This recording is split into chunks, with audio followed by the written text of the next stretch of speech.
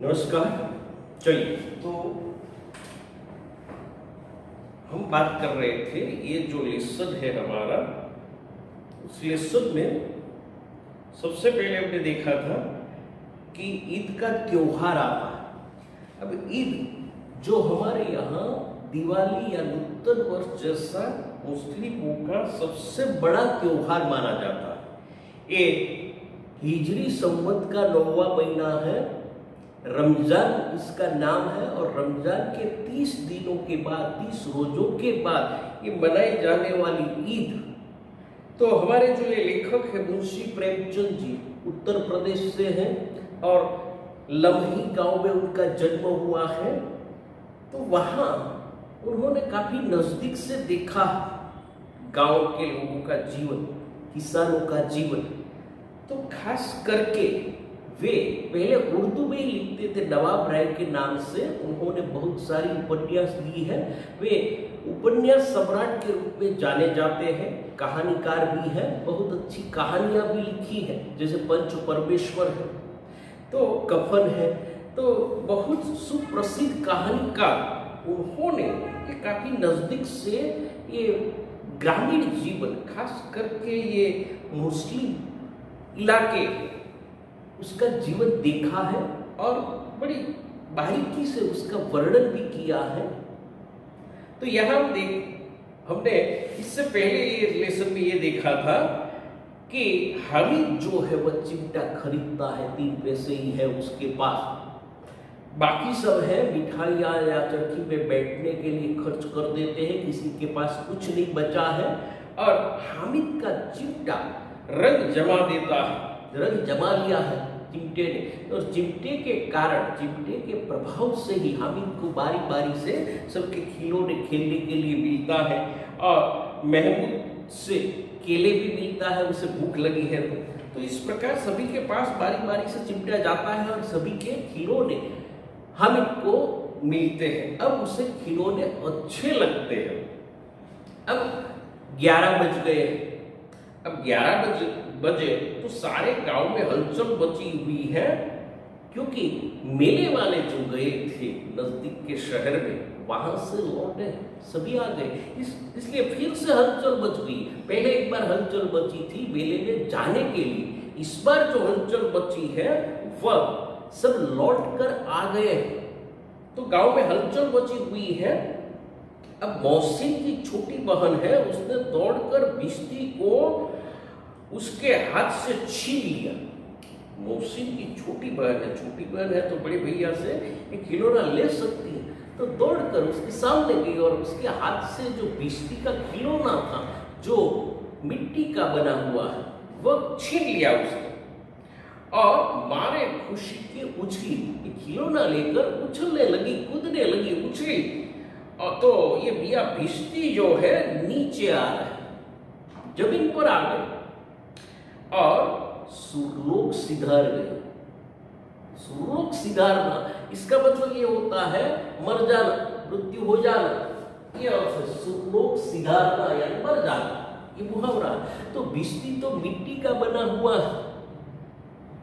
मोहसिन की जो बहन है वह कूदी, उछली, तो उसके हाथ में से भिश्ती का खिलौना, ये भिश्ती भी उछला और नीचे गिरा। तो नीचे गिरा तो क्या हालत होगी मिट्टी के खिलौनों की, तो वह टूट गया, यानी सिरलोक सिधार गया, यानी मर गया, टूट गया, नष्ट हो गया। तो मियां नूरे का जो वकील है, उसका अंत इससे भी ज्यादा गौरवमय हुआ। नूरे ने जो वकील लिया 2 पैसे, तो ये नूरे का जो वकील है उसका अंत तो इससे भी ज्यादा गौरवमय हुआ, गौरवपूर्ण अंत हुआ। देखिए कैसा अंत हुआ उसका। तो वकील, उसके बारे में ये नूरा ऐसा मानता था कि भाई वकील जमीन पर या ताक पर तो बैठ नहीं सकते, ये तो बड़े आदमी हैं, तो उसे नीचे नहीं बिठाना चाहिए जमीन पर या ताक पर। उनकी मर्यादा का विचार तो हमें करना ही होगा, उसे आसन देना होगा। तो क्या करे, उसकी मर्यादा विचार करते हुए ये नूरे ने क्या किया, दीवार में 2 खूंटियां गाड़ी, दीवार में 2 खूंटियां लगाई, और खूंटियां लगाकर दीवार में खूंटियां गाड़ी दी गई और उन पर एक लकड़ी का पटरा रख दिया। ये लकड़ी का पटरा, हम बोलते हैं गुजरात में लाकड़ानी पाटी। तो ये पटरा रख दिया खीटियों के ऊपर, एक पटरा, तो ये पटरा रख दिया और पटरे पर कागज का एक कालीन भी बिछाया गया। લાકડાનું પાટિયું છે એની ઉપર એક કાગળ પણ પાથરવામાં આવ્યો, એક પાથર ઉપર જોઈએ ને તો કાલીન બિછાયા गया, कागज का कालीन। अब वकील साहब राजा भोज की भांति वहां सिंहासन पर विराज, वहां बिठाया ऊपर, राजा भोज की भांति सिंहासन पर विराज। तो नूरे ने उन्हें पंखा झेलना शुरू किया।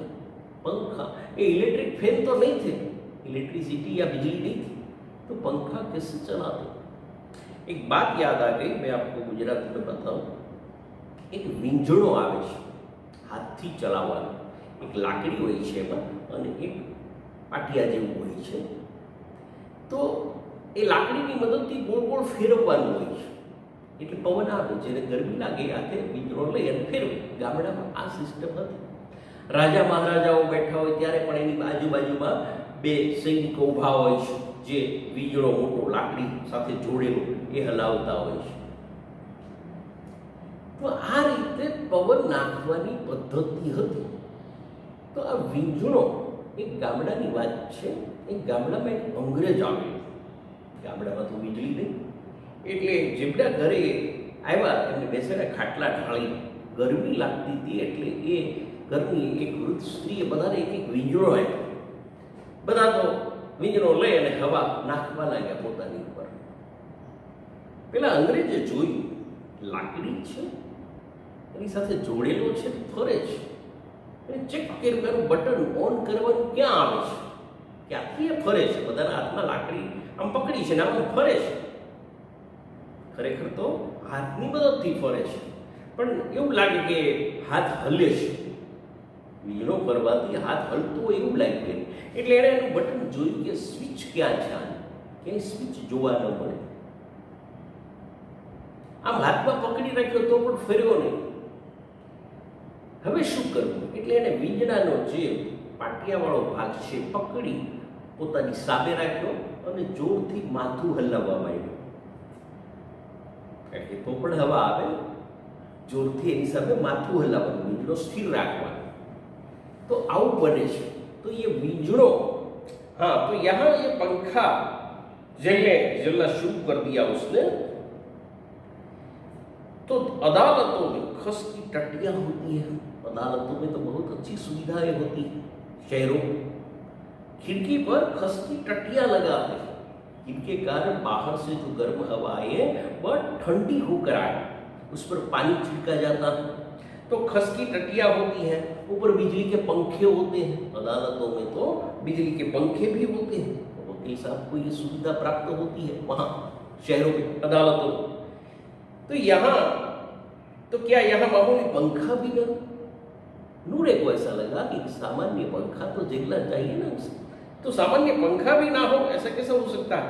तो बांस का पंखा मंगाया गया, एक लकड़ी है और बांस का बना हुआ पंखा, और नूरा उसे हवा करने लगा पंखे से। अब मालूम नहीं क्या हुआ कि पंखे की हवा से अथवा पंखे की चोट से, इस कारण हुआ ये पता नहीं, दो में से कोई एक कारण होगा। पंखे की हवा लगी होगी वकील साहब को, या पंखा उसका स्पर्श हो गया होगा, उसकी चोट लगी होगी। तो वकील साहब स्वर्ग लोक से मृत्यु लोक में आ रहे, वहां बैठे थे स्वर्ग लोक, एक सिंहासन पर विराजे थे राजा भोज की भांति। तो वहां स्वर्ग लोक से मृत्यु लोक यानी नीचे आ गए। ये हमारी पृथ्वी जो है ना, उसका एक नाम है मृत्यु लोक। इसका नाम ऐसा क्यों रखा गया है? क्योंकि ये पृथ्वी है हमारी, यहाँ जो भी जन्म लेता है उसकी मृत्यु अवश्य होती है। चाहे राम हो या श्री कृष्ण हो, दोनों ने जन्म लिया था तो दोनों की मृत्यु हो गई। तो यहाँ किसी की भी मृत्यु हो सकती है, स्वर्ग में किसी का जन्म नहीं होता, वहां किसी की मृत्यु नहीं होती। तो यहाँ इसे मृत्यु लोक कहते। तो वहां बैठे थे स्वर्ग लोक में, मानो राजा भोज की भांति वहां से नीचे आ गए जमीन पर, यानी मृत्यु लोक पर आ गए। तो टूट गया, वकील भी मिट्टी का बना हुआ था, खिलौना था, नीचे गिरा, टूट गया और माटी का चोला माटी में ही मिल गया। मिट्टी से बना हुआ हमारा शरीर, चोला यानी शरीर माटी का। ये मिट्टी का शरीर क्यों कहते हैं? हमारे शरीर ये कहीं पर मिट्टी रॉ मटेरियल के रूप में तो यूज नहीं हुई। आप काट कर देखिए, अंदर से मिट्टी नहीं निकलेगी। तो मिट्टी का शरीर क्यों कहते हैं? सोचो, क्योंकि हमारा शरीर जिनसे पोषण प्राप्त करता है, उसकी वृद्धि होती है, विकास होता है, उसका कारण है मिट्टी। मिट्टी से हम पोषण प्राप्त करते हैं, चाहे अनाज हो, फल हो, सब्जियां हो, दूध हो, ये सब मिट्टी से प्राप्त होता। मिट्टी में बोए जाने वाली घास, ये घास पोषण प्राप्त करती है मिट्टी में से, वही घास खाकर गाय दूध देती है। मिट्टी से पोषण प्राप्त करके हमारा गेहूं, जो हमें पोषण प्राप्त, हमें हमारी वृद्धि या विकास करवाता है, फल सब्जियां, ये सब मिट्टी में से ही होते हैं। तो मिट्टी से हमारा शरीर बनता है, मिट्टी से पोषण प्राप्त करते हुए हमारा शरीर बनता है, उसकी वृद्धि और विकास होता है। इसलिए कहा जाता है कि मिट्टी से बना हुआ है और फिर मिट्टी में ही मिल जाता है। अंत में तो मिट्टी में ही मिल जाता है। या तो अग्नि संस्कार हो जाते हैं शरीर का मृत्यु के बाद, तो उसकी खाद मिट्टी में मिल जाती है, या तो दफनाया जाता है मिट्टी में। तो मिट्टी का चोला मिट्टी में मिल गया। वकील साहब मिट्टी का बना हुआ था और ऊपर से नीचे गिरा और मिट्टी में मिल गया। फिर बड़े जोर शोर से मातम हुआ, शोक बनाया गया बड़ा जोर शोर से, क्योंकि रोया होगा ये बुरा तो। बड़े जोर शोर से मातम हुआ और वकील साहब की जो अस्थियां थी वह घूरे पर डाल दी गई। अब अवशेष उसके बचे थे मिट्टी के, तो ये अस्थियां मान ले उसे, तो उसकी अस्थियां एकत्र करके मिट्टी के अवशेष जो थे उसे एकत्र करके घूरे पर यानी छपरे पर, मकान के ऊपर छपरा जो होता छप्पर, उस पर डाल दिया गया। अब मियां हामिद की बात करें तो हामिद ने क्या लिया था आपको पता है, उसने चिमटा खरीदा था। तो वह तो गिरने वाला, गिरकर भी टूटने वाला तो नहीं था, क्योंकि वह मिट्टी से बना ही नहीं था, लोहे का था। तो उसका क्या हाल हुआ देखिए। अब मियां हामिद, उसका हाल सुनिए क्या हुआ। अमीना उसकी आवाज सुनते दौड़ी हुई आई घर से, बाहर से वो आया कि मैं आ गया। अपनी दादी को पुकारते हुए वो आया होगा, तो उसकी आवाज सुनते ही अमीना है उसकी बूढ़ी दादी घर से दौड़ती हुई बाहर आई और उसको गोद में उठाकर प्यार करने लगी। उसे उठा लिया, गोद में उठा लिया और प्यार करने लगी। और सहसा उसके हाथ में चिमटा देखकर वह चौंकी। उसके हाथ में चिमटा, ये चिमटा देखकर चौंक पड़ी और बोली, ये चिमटा कहां से लाया? चिमटा तू कहां से लाया? तो हामिद ने उत्तर दिया कि मैंने मोल लिया है। मोल लिया है यानी मैंने खरीद लिया है, खरीद कर ले आया, वहां से मेले में से खरीद कर लाया। कै पैसे में? देखिए वहां की प्रादेशिक जो बोली, तो कै पैसे में यानी कितने पैसे में तुमने ये चिमटा मोल लिया है? कै पैसे में? तो उसने कहा 3 पैसे दिए, क्योंकि 3 ही पैसे थे, ज्यादा तो थे ही नहीं उसके पास, तो कैसे दे सकता था। तो उसने सच बताया कि 3 पैसे मैंने दिए। तो अमीना ने तो छाती पीट ली। छाती पीटना यानी दुख प्रकट करना। हमारे यहाँ ग्रामीण इलाकों में किसी की मृत्यु हो जाती है तो स्त्रियां छाती पीटने लगती हैं, यानी दुख प्रकट करती हैं रोती हुई। तो यहां इसने छाती पीट ली यानी दुख प्रकट किया कि यह कैसा बेसमझ लड़का है। अब दुख के साथ साथ वह बोलती गई होगी या सोचने लगी होगी कि यह कैसा बेसमझ लड़का है। बेसमझ, इसका अर्थ समझ लीजिए।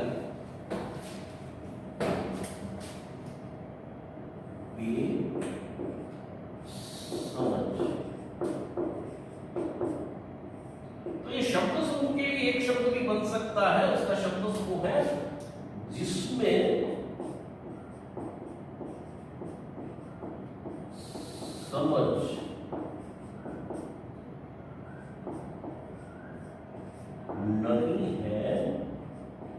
व, तो उसके लिए एक शब्द हो गया बेसमझ।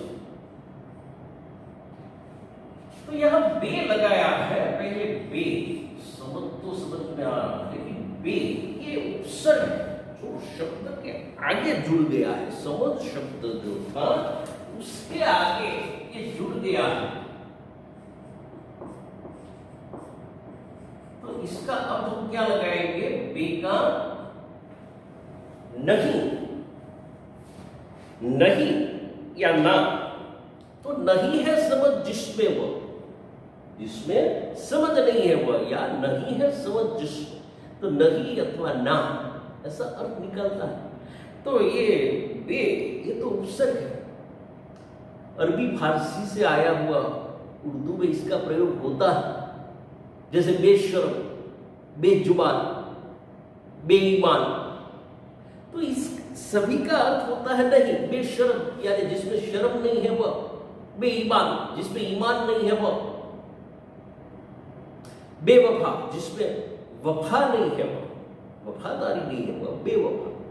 तो बे ये उपसर्ग है, इसके बारे में व्याकरण के अंतर्गत पढ़ेंगे, लेकिन ये शब्द आया इसलिए मुझे याद आ गया, आपको बता दूं कि ये उपसर्ग कहलाता है और शब्द के आगे जुड़ जाता है और शब्द के अर्थ में परिवर्तन ला देता है। तो यह समझ शब्द में जुड़ने से समझ का विरुद्धार्थी शब्द हो गया बेसमझ। तो यहाँ बेसमझ कहती है वह कि बेसमझ लड़का है कि दोपहर हुआ कुछ खाया न पिया। दोपहर हो गई, 11 बजे तो आए हैं, तो दोपहर हो गई। हमारे यहाँ दोपहर ये शब्द की समझ लेना चाहिए, दोपहर।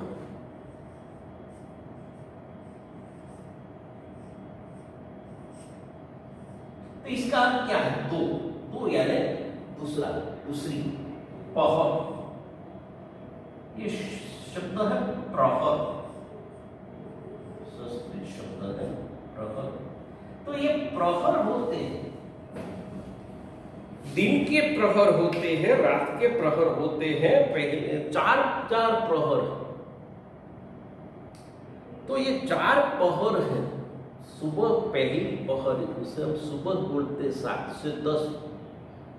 दूसरी पहर जो है 10 से लेकर 1 बजे तक, ये दूसरी पहर यानी 2 पहर। तीसरी पहर 1 बजे से लेकर 4 बजे तक, और चौथा पहर जो है 4 से लेकर शाम 7 बजे तक, ये चौथा पहर। वैसे रात के पहर भी होते हैं, शाम 7 बजे से 10 बजे तक पहला पहर, 10 से 1 दूसरा, 1 से 4 तीसरा, और 4 से 7 ये चौथा पहर। ये चौथा पहर शुरू होते ही साधु, सन्यासी, ध्यान में बैठने वाले, तप करने वाले, विद्या प्राप्त करने वाला, ये सब जागते हैं और अपनी तपस्या करते हैं, ध्यान में बैठते, तप करते, विद्या आरंभ करते हैं। तो ये चौथा पहर होता है। चलिए, तो हम बात कर रहे थे दोपहर की कि बेसमझ लड़का है कि दोपहर हुआ कुछ खाया न पिया, लाया तो क्या चिमटा। अमीना, बूढ़ी दादी अमीना ये कहती हैं कि लाया तो क्या चिमटा, सारे मेले में तुझे और कोई चीज न मिली। मेले में तो बहुत सारी चीजें थी, मिठाइयाँ थी, खिलौने थे, तो और कोई चीज न मिली तुझे सारे मेले में, जो यह लोहे का चिमटा उठा लाया। ये लोहे का तू चिमटा उठा लाया भाई, और कोई चीज नहीं मिली तुझे, 3 पैसे। तो हामिद ने अपराधी भाव से कहा, मानो उसने कोई अपराध कर लिया, कोई गुनाह कर लिया। ऐसे अपराधी भाव से बोला, तुम्हारी उंगलियां तवे से जल जा। डरते हुए, अपराधी भाव से जो बोलता है वह डरते हुए बोलता है। डरते डरते बोला होगा कि तुम्हारी उंगलियां जो हैं वह तवे से जल जाती थी, इसलिए मैंने लिया, खरीद कर लिया है। ये डरते हुए बड़े अपराधी भाव से वो बोला। उसने देखा होगा, हर रोज देखता होगा कि उसकी बूढ़ी दादी अमीना जब तवे से तवे पर रोटियां सेकती है और उतारती है तो उंगलियां जल जाती है, रोज जलती है। क्योंकि घर में चिमटा नहीं, और इतने पैसे भी नहीं होते थे घर में कि चिमटा खरीदे। तो देखिए उसने बड़े अपराधी भाव से ये कहा, तो ये बुढ़िया का क्रोध है तुरंत स्नेह में बदल गया। इतना सुनते ही कि तुम्हारी उंगलियां तवे से जल जाती थी इसलिए मैंने लिया, ये अपराधी भाव से वह बोला, डरते हुए बोला अमीन। कि सुनते ही अमीना का क्रोध है वह स्नेह में बदल गया, प्यार में बदल गया, और सोचने लगी बच्चे में कितना त्याग है, कितना त्याग किया उसने, कितना मेरे प्रति सद्भाव है और कितना विवेक भी है। उसने बहुत ही अच्छा काम किया है। फिर भी अपराधी भाव से बड़ी विनम्रता से डरते हुए धीरे धीरे बोला है। तो कितना विवेक है। दूसरे जो उसके साथ गए थे, हामिद है, नूरा है, मौसी है, सपनी है, ये दूसरों को खिलौने लेते और मिठाई खाते देखकर उसका मन कितना ललचाया होगा। मीना को पता है कि वहाँ मिठाई मिलती है, सबने खाई होगी। ये जो बच्चे गए पैसे वाले दरबार, तो सबने मिठाई लेकर खाई होगी, उसे खाते देखकर इसका हामिद का मन भी कितना ललचाया होगा। उस समय उसे भी भूख लगी होगी क्योंकि यहाँ से पैदल चलकर गया और उसके सामने ये सब खाते हैं, तो उसका मन भी ललचाया होगा। तो इतना जब्त इससे हुआ कैसे? जब्त यानी धैर्य, धीरज। जब्त का होता है धैर्य अथवा धीरज।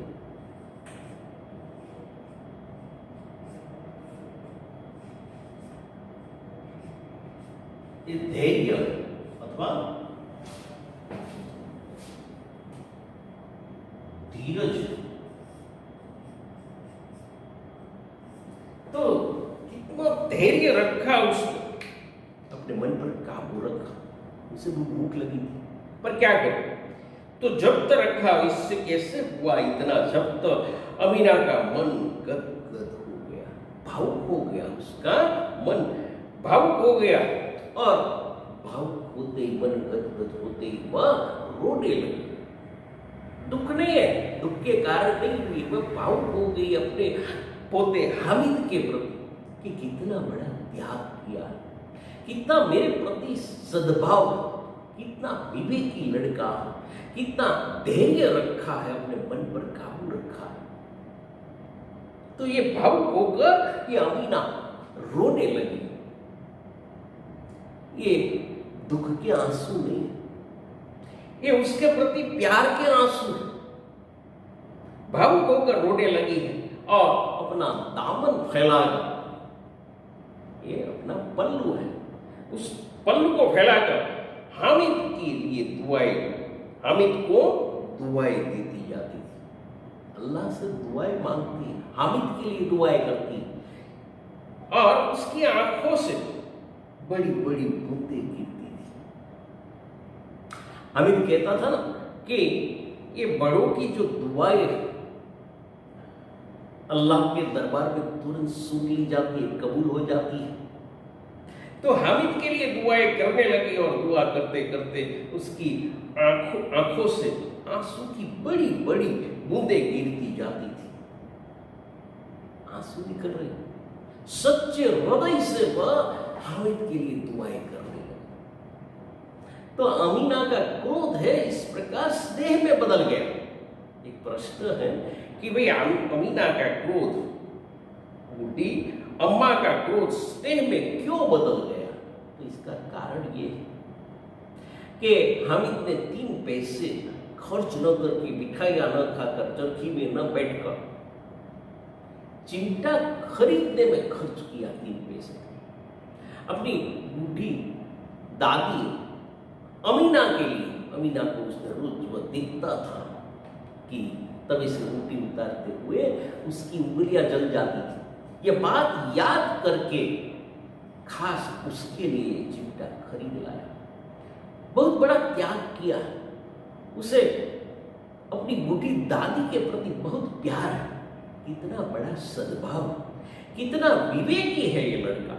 ये सारी बातें सोचकर कितना धैर्य है, अपने मन पर कितना काबू रख सका है। दूसरों को मिठाइयां खाते हुए देखकर भी उसका मन भी ललचाया होगा, भूख उसे भी लगी होगी, फिर भी मन पर काबू रख के उसने चिमटा खरीदा। तो ये सारी बातें जानकर ये बूढ़ी अम्मा, उसका क्रोध जो है वह स्नेह में बदल गया। तो इस प्रकार ये प्रश्न के उत्तर भी आपको लिखने हैं। देखिए आपको होमवर्क पे क्या करना है। तो मैंने पहले बताया था कि आपको होमवर्क में सबसे पहले शब्दार्थ लिखना है फेसबुक में। ये होमवर्क में जो दे रहा है वो फेसबुक के लिए, ये आपको वहां रखना नहीं है, ये फेसबुक पे करना है।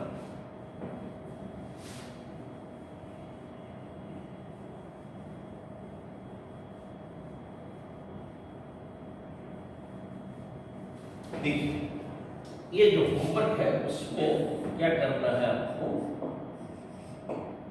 आपने पहले एक प्रश्न किया था, फिर मैंने दिया था होमवर्क के लिए। तो अभ्यास में देखिए, अभ्यास लिखा है, उसमें प्रश्न पहला है।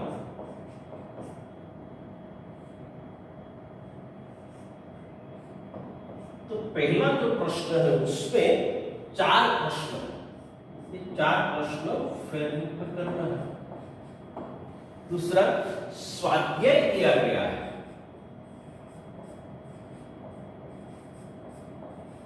तो उसमें भी पहला प्रश्न, और उसमें भी देखिए 4 प्रश्नों, हाँ 3 ही प्रश्न, तो 3 प्रश्न है, ये फेसबुक पे करना है।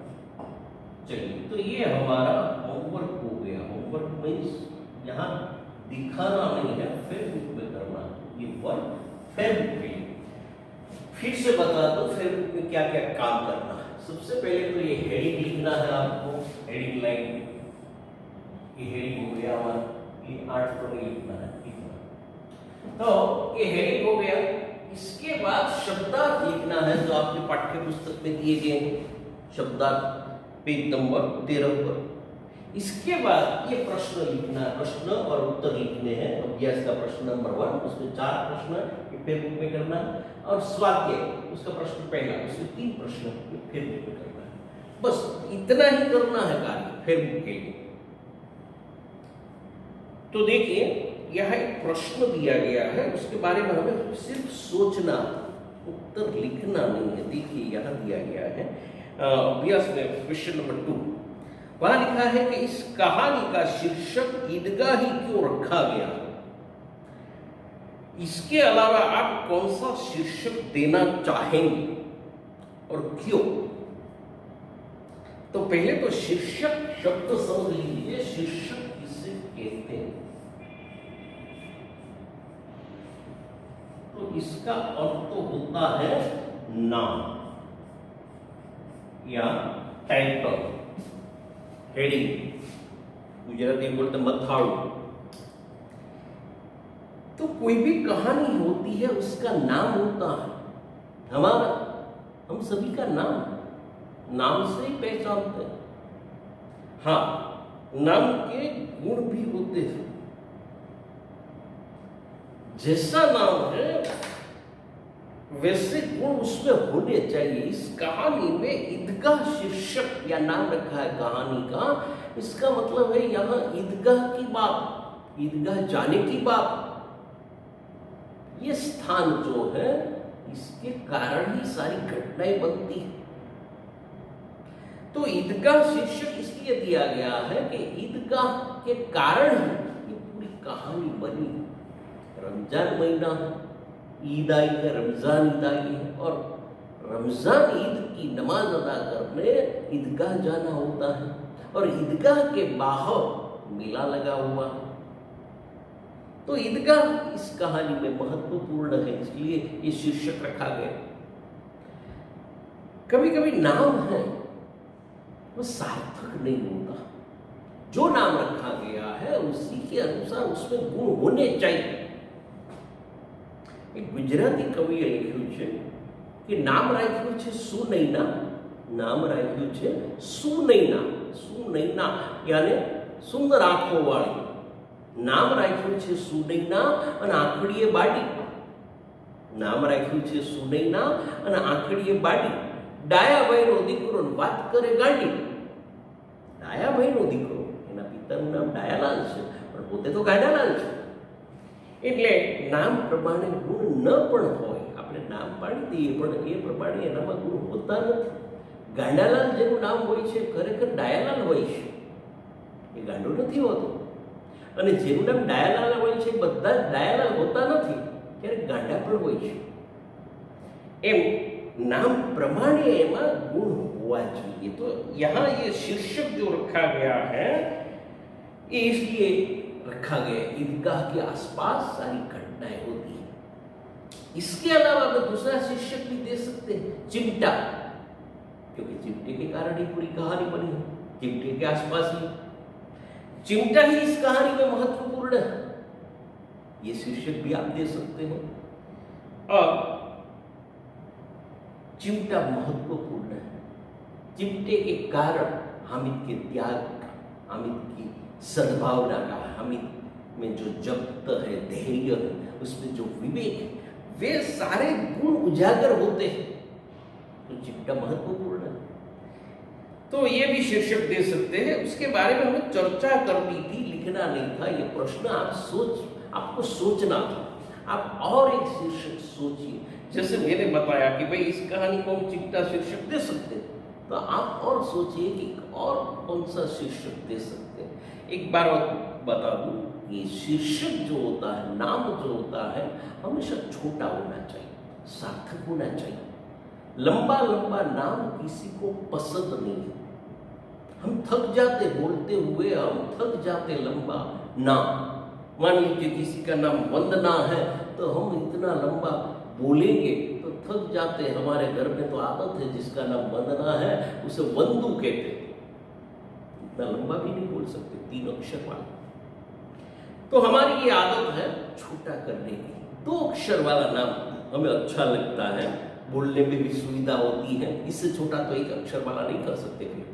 हाँ, कोई करते हैं. मैंने एक जगह देखा है कि अपने पति को एक ही अक्षर से उसकी पत्नी बुलाती है. वैसे तो हमारे यहाँ भारतीय संस्कृति में ऐसी परंपरा है, ऐसा माना जाता है, ऐसी अंधश्रद्धा भी है कि पति को नाम से नहीं बुलाना चाहिए. पति भी अपनी पत्नी को नाम से नहीं बुलाता. एक जगह मैंने देखा था, एक बाई रोज साज पाड़े નીચેના રૂમમાંથી ઉપરના માળે હાર્દિક, એ હાર્દિક, તો 2 હાર્દિક પ્રગટ થાય. એક તો હાર્દિક એમનો પુત્રનું નામ છે અને બીજીની પત્ની પ્રગટ થાય, એને પણ એ હાર્દિક કહે છે. એવું જ પાછું એની પત્ની જ્યારે બોલે હાર્દિક, ત્યારે પણ 2 હાર્દિક પ્રગટ થાય. એક તો એનો પુત્ર છે હાર્દિક એ, અને એક પતિ પણ પ્રગટ થાય, મને બોલાવે છે. તો આ રીતે આપણી સંસ્કૃતિમાં, પરંપરામાં, માન્યતા કે અંધશ્રદ્ધામાં નામ લઈને નથી બોલાવતા, ક્યાંક 1 અક્ષરમાં બોલાવે છે. જેનું નામ વિપુલ હોય એને એની પત્ની વી કહીને બોલાવે છે. વી એટલે આપણે વિચાર કરીએ કે વી એટલે શું, પણ એ સમજી જાય અને ચાલે બંનેનો વ્યવહાર. तो यहाँ हमें नाम जो है, शीर्षक है, वो छोटा रखना चाहिए, सार्थक होना चाहिए, सचोट होना चाहिए. क्लियर?